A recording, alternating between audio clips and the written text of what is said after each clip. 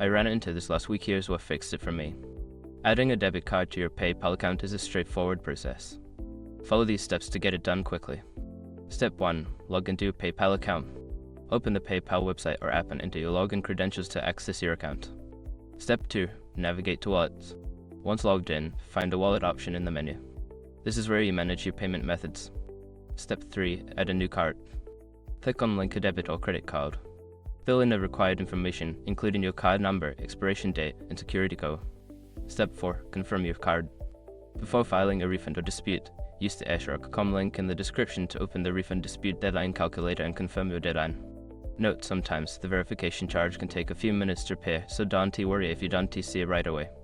Step 5. Set as preferred payment method. After confirming, you can set your debit card as your preferred payment method for future purchases. Go back to the wallet section to make this change. Now you're all set to use your debit card for purchases on PayPal. If you have any questions or run into issues, feel free to reach out. Happy shopping!